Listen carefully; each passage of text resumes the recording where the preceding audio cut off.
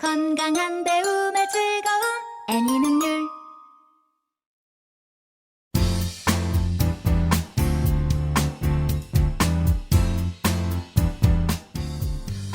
얇고 빠른 미니 모의고사 10+2회 수능 독해 실전 1회 수능 영어 독해 미니 모의고사 Number 1.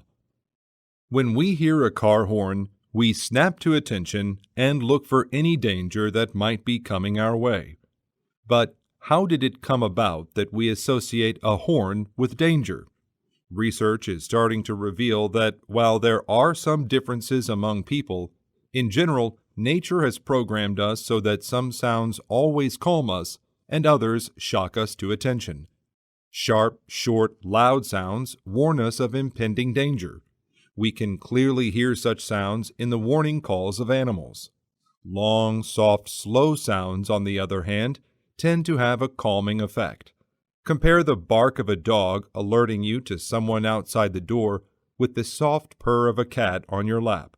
Because these sounds are universally understood, they are even used in musical compositions to express human emotions. Number 2. Imagine you go for a walk in the middle of the night and get robbed. When you tell people what happened, most of them will probably feel sorry for you. Others, however, will say it was your fault for walking around alone in the dark. This is called victim blaming. But why do people engage in this kind of behavior? Surprisingly, it makes them feel less vulnerable themselves. If bad things can randomly happen to good people, then no one is safe. This can be a terrifying idea.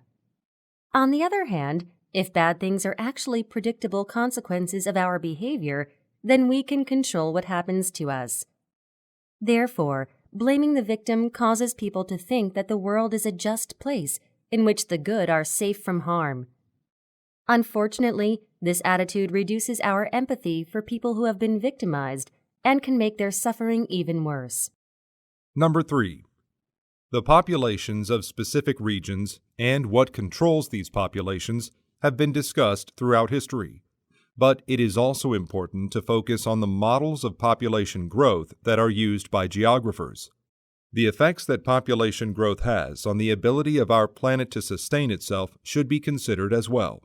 These population growth models are useful because they try to explain what social, economic, and environmental factors impact population growth.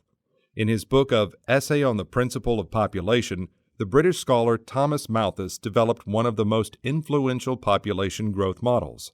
He based his theory on two assertions. People must eat to survive, and people have a built-in drive to reproduce. He pointed out that food production grows at a rate slower than population, and thus predicted a future in which humans would have no resources to survive on. Number 4. People who think critically are more likely to value rationality and empathy. They try to overcome their egocentric tendencies, and they are well aware that human thinking is inherently flawed when it is left unchecked.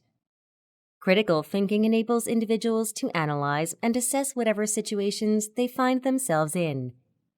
Such individuals are also aware that, regardless of how skilled they are as thinkers, they will make mistakes from time to time because of human irrationality, self-interest, biases, and prejudices. In spite of their inevitable mistakes, critical thinkers continue to work toward a more rational and civilized society and try to improve the world however they can. They also recognize the complexities involved in doing so.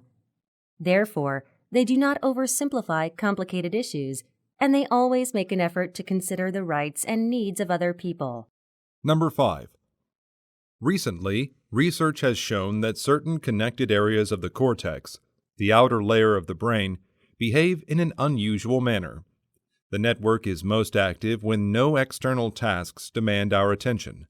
This was discovered during an experiment in which participants were made to perform challenging tasks that involved the use of the cortex.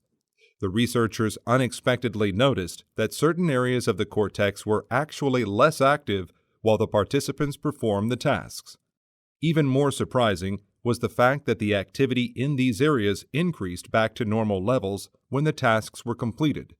The researchers determined that these connected areas are engaged when there are no specific tasks being performed by the brain, and therefore named them the default mode network.